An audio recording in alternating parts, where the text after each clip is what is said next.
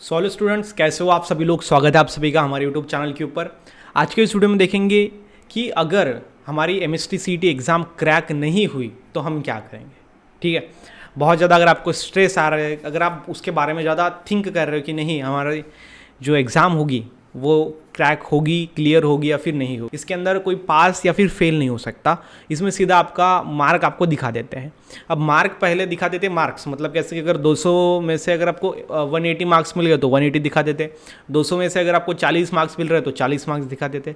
लेकिन अभी ऐसा नहीं है, अभी वो परसेंटाइल के फॉर्मेट में आता है। मतलब बाकी के जो लोग हैं, स्टूडेंट्स हैं, उनके हिसाब में आपको कितना है, तो उसके अकॉर्डिंग अगर किसी को 50 मार्क मिल रहे हैं 200 में से तो उनका परसेंटाइल जो है वो 60 या फिर 50 तक आ जाएगा। मतलब परसेंटाइल थोड़ा बढ़ जाता है क्योंकि वो परसेंटाइल के फॉर्म में हम जब दिखाते हैं तब।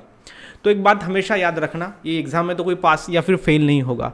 मैटर ये चीज़ करती है कि हमें कितने मार्क्स मिलते हैं और वो मार्क्स पे हमें जो कॉलेज चाहिए वो मिलता है या फिर नहीं मिलता है। ठीक है, अब सबसे पहले मैं जो है स्टोरी आपको बताने वाला हूँ, उस स्टोरी से आप सोचो कि क्या करना है। ठीक है, तो स्टोरी कुछ ऐसी है कि दो स्टूडेंट है। एक स्टूडेंट जिसको बहुत बड़ा पैकेज मिला है, कंपनी में उसका जॉब लग गया। ठीक है, कंपनी में उसका जॉब लग गया, बहुत बड़ा पैकेज, मतलब 1 करोड़ का पैकेज उसको, साल का 1 करोड़, मतलब समझ लो आप एक महीने का 10 लाख रुपए। ठीक है, तो उनको 1 करोड़ का पैकेज मिल गया एक स्टूडेंट को। तो अगर हम देखेंगे तो वो स्टूडेंट को एक काम था, सिंपली वो उसको करना था कंपनी में। दूसरी तरफ एक दूसरा लड़का था, दूसरा स्टूडेंट था, उसको जो है वो 10 लाख का पैकेज मिला। ठीक है, लेकिन उसको कंपनी के 2-3 काम या फिर समझ लो पूरी कंपनी संभालनी थी। अब मुझे आप बताइए किसका फायदा हुआ है।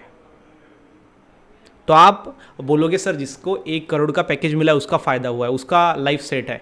ऐसा नहीं है, जिसको 10 लाख का पैकेज मिला है उसको मैक्सिमम चीज़ें सीखने को मिल रही है, क्योंकि जो 1 करोड़ का पैकेज लेने वाला स्टूडेंट है सिर्फ वो एक ही काम कर रहा है, वो कंपनी में सिर्फ जो अपनी बाइक्स होती है उसके टायर लगा रहा है, सिंपल में एक उदाहरण के तौर पर।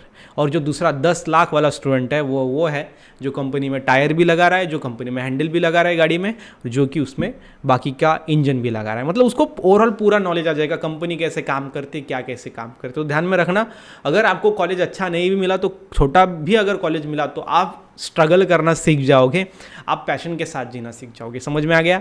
यस। तो ये जो समय है ये आपको सीखने का है, बस आप जितना सीखोगे उतना आपका फ़ायदा होगा।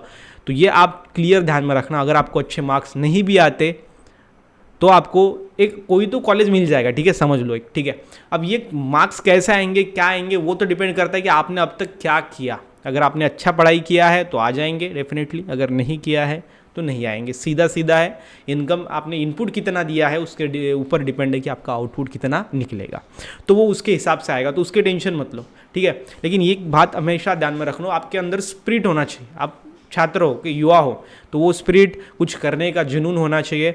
तो फिर आप कौन से भी अगर कॉलेज में क्यों ना सिलेक्ट हो चुके हो, आप लाइफ में कुछ ना कुछ कर जाओगे। आपको किसके अंदर इंटरेस्ट है वो देखो, नहीं तो मेरा जो फ्रेंड है वो यहाँ पे MST CET की एग्ज़ाम दे रहा है, मैं भी दे रहा हूँ, वो इंजीनियरिंग कर रहा है, मैं भी कर रहा हूँ, ऐसा नहीं है।